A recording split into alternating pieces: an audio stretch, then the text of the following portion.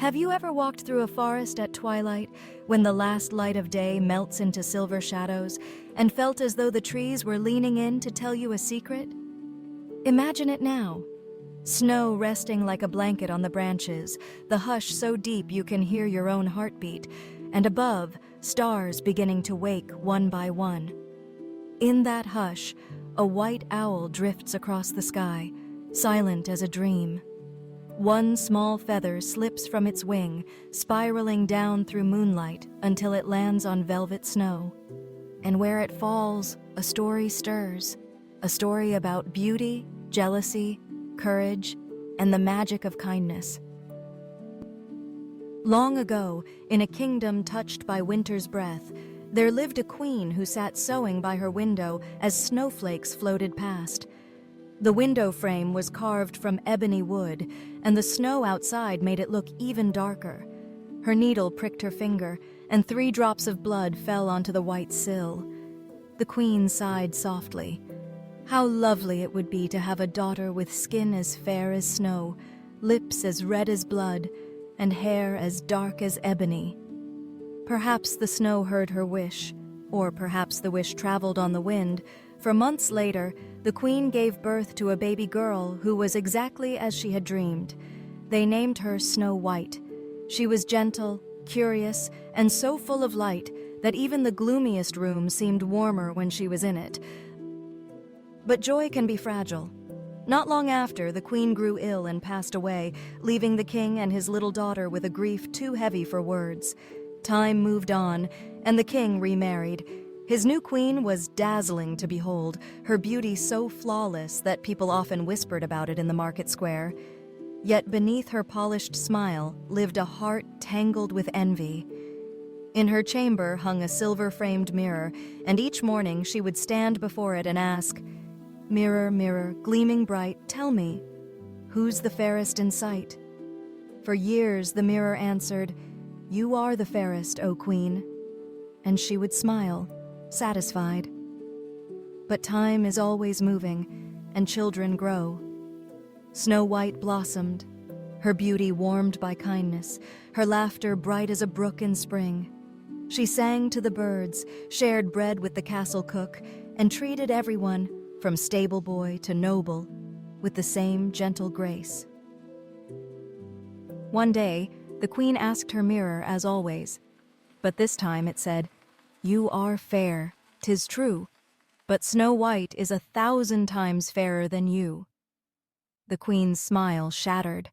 Jealousy crept into her like frost climbing a window pane.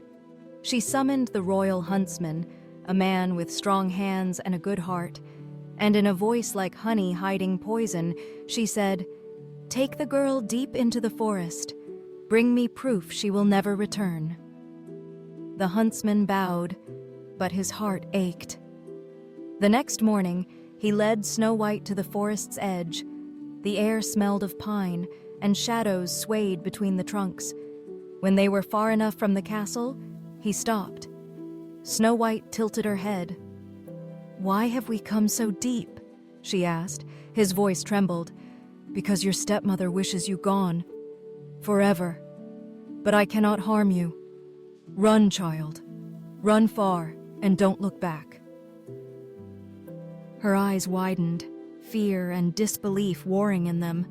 "Think of your father," he urged. "Think of the life that waits if you can escape." And so she ran, through twisting roots and whispering ferns, with owls blinking from hollow trees and squirrels darting away in bursts of fur. Branches tugged at her sleeves, but she didn't stop until her legs gave out beneath a towering oak. She sat there, trembling, tears shining on her lashes. Then, something strange happened. A gentle rustle surrounded her. Rabbits hopped close. A doe lowered her head to nuzzle her. Birds alighted on nearby branches, tilting their heads as if to say, "You're not alone." And maybe that was true, because when she finally looked up, she saw a warm glow in the distance. She followed it through the trees until she came upon a cottage so small it looked as though it had sprouted from the earth. Its roof was mossy, flowers spilled from the windows, and golden light spilled from within. Inside were 7 little chairs, 7 little plates, and the smell of bread and stew. Snow White took the smallest sips and bites from each plate, then climbed the tiny stairs to find 7 little beds. Only the 7th fit her perfectly, and there she curled up, falling into a deep sleep. When the owners, 7 dwarfs from the nearby mines, returned that night, they found her and listened to her story. Their eyes softened. "Stay with us," they said. "We'll protect you. You can keep house, and we'll keep watch." And so life settled into a gentle rhythm.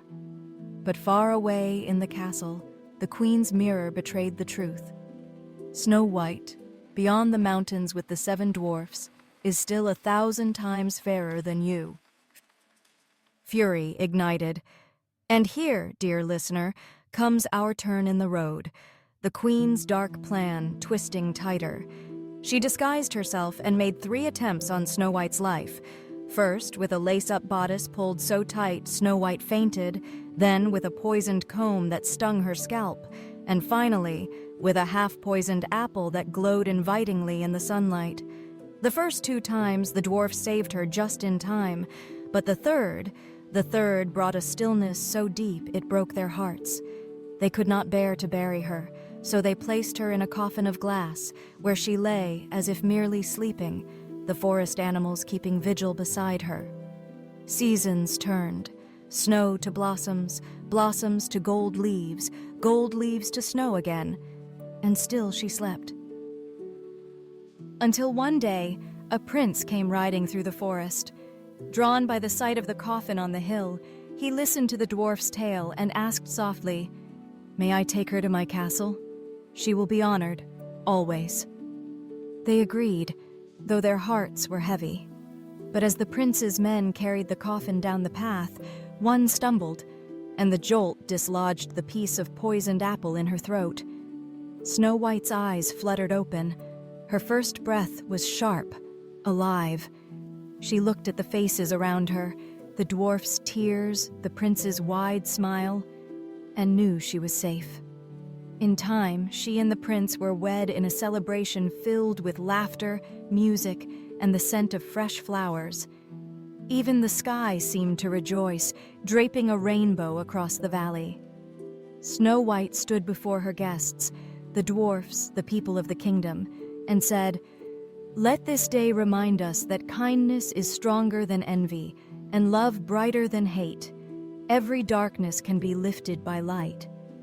And perhaps, dear listener, as you hear those words, you feel them too, like a small glowing feather drifting into your own heart. So the next time you feel jealousy knocking, let gratitude answer. And when fear whispers, let love speak louder.